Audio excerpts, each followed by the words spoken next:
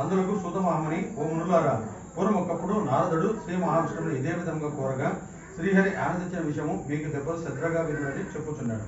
పూర్వం ఒకప్పుడు నారదముని సకల లోకమును తిరుగుచు మార్గదేశమున భూలోకమునకు వచ్చాడు. నారదముని భూలోకమున మానవులు పడుతున్న కష్టములు చూసి వీరికి ఏ కష్టము దొరుకునో అని ఆలోచించుకొని విష్ణులోకముకు వెళ్ళాను. నారదముని విష్ణులోకంలో చతుర్భుజుడని, తెల్లని శరీర ఛాయ గలవాడని, శంఖము, చక్రము, గద, పద్మము మొదలగు అలంకారములు గలవాడని శ్రీహరిని చూసి ప్రార్థించాను. మనసుతో ఊహించడం కానీ, వాకుతో వివరించి చెప్పడం కానీ, సత్యము కానీ అతీతమైన రూపం గలవాడా, ఆది మధ్యంతరైత నిగ్రహమైనటువంటి సుగుణాధిపైనటువంటి ఆది పురుషులైనటువంటి భక్తుల బాధలు తొలగించినట్టు శ్రీమన్నారాయణ, నీకు భక్తితో నమస్కరించున్నాను. శ్రీహరి ఈ సూత్రముని నారదమునితో ఇట్లా, ఓ నారదముని, నీవు వచ్చిన కారణమేమి, నీ కోరిక తీర్చదను చెప్పుము అన్నాడు. నారద మహాముని శ్రీ మహర్షిని చూసి, జగద్దంతగా భూలోకమున మానవులు నానా ఎలుంబులు పడుచు నానా విధము కష్టములు అనుచున్నారు. వారికి ఏదైనా కష్టము దొరుకునని, ఏదైనా ఉపాయము అనుగ్రహమని ప్రార్థించను. అందులోకి శ్రీహరి ఇట్లా చెప్పుచున్నాను. నారదముని, నువ్వు లోకహితార్థమైన చక్కని విషయం అడిగితే అందులోకి ఒక వ్రతము కలదు. అది సత్యనారాయణ స్వామి. ఆ వ్రతం భక్తితో ఆచరించిన వారు ఈ లోకంలో సకల విషయం పొందిన వారి పరమున మోక్షం పొందుతారని చెప్పాను. అది విని నారదుడు ఇట్లా అడుగుతున్నాడు. ఓ దామోదర, ఈ వ్రతం ఆచరించడం వలన ఏమి ఫలితం కలను? ఈ వ్రతం ఎట్లా ఆచరించవలను? దీనిని ఇదివరకు ఎవరు ఆచరించని ఇది అంతే విస్తరింపమని కోరాను. అందులోకి శ్రీహరి ఇట్లా చెప్పుతున్నాడు. సత్యనారాయణ స్వామి వ్రతము కలదు.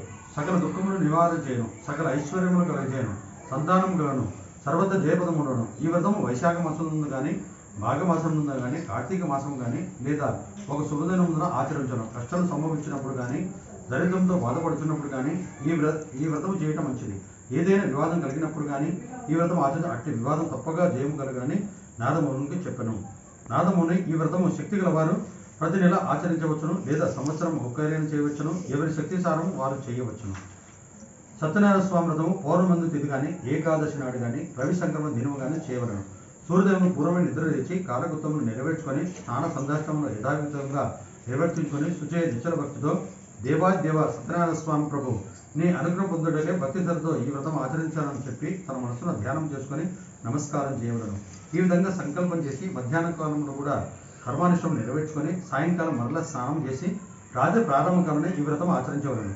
పూజ స్థలము గోమయంతో కానీ అరిగి శుద్ధి చేసి వరిపిండి మొదలకు 5 రంగుల చూరను ముగ్గులు పెట్టి దానిపై నూతన వస్త్రం పరిచి దానిపై బియ్యం పోసి కలశం ఉంచవలను. కలశం ఎండుతో కానీ, రాగితో కానీ, తుదకు ఇత్తడి లేదా మట్టితో కానీ చేయవలను. లోపద్దం చేయరాదు.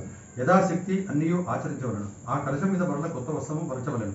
నూతన వస్త్రంలో సత్యనారాయణ స్వామి వ్రతం ఉంచవలను. ఈ వ్రతం ఒక కష్టం బంగారంతో కానీ, అర్ధ కష్టం బంగారంతో కానీ, లేదా తుదకు పావు కష్టం బంగారం చేయించి పంచామృతంతో అభిషేకానికి మంటపంగా ఉంచవలను. ముందు విఘ్నేశ్వరం పూజలను, తర్వాత లక్ష్మీదేవిని, విష్ణుమూర్తిని, పరమేశ్వరుని, పార్వతిని, సూర్యుడి మొదలకు నవగ్రహములు, ఇంద్రాది అష్టదిక్కులను ఆదిదేవత పతిదేవతతో సహా పూజించవలను. మొదట కలశమును వరుణదేవుని పూజించవలను.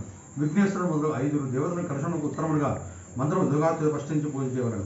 తర్వాత అష్టదిక్పాలతను తూర్పు దిగులో 8 దిక్కులను ప్రశ్నించి పూజించవలను. పిదప సత్యనారాయణ స్వామి కలశం మీద పూజించవలను. 4 వర్ణములుగాను స్త్రీలను పురుషులను కూడా ఈ వ్రతం ఆచరించవలను. బ్రాహ్మణులు కాని వారు పౌర్ణమికి వ్రతం ఆచరించవలను. తుదకు ఏ దినమైనా సాయంకాలం ఈ వ్రతం ఆచరించవలను. వ్రతం చేయవారు బ్రాహ్మణులను బంధువులను పిలుచుకొని వచ్చి చేయవలను.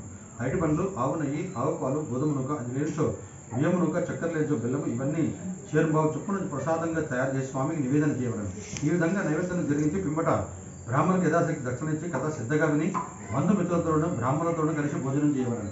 సత్యనారాయణ స్వామి ప్రీతిగా నిత్యకృత్యంలో నిర్మించవలను. ఇది భూలోకమున కలిమందు ఇష్టకార్యములకు బయటపడే వ్యక్తులే సులభమైన మార్గము. ఏడుకొండలవాడ వెంకటరమణ గోవింద గోవింద.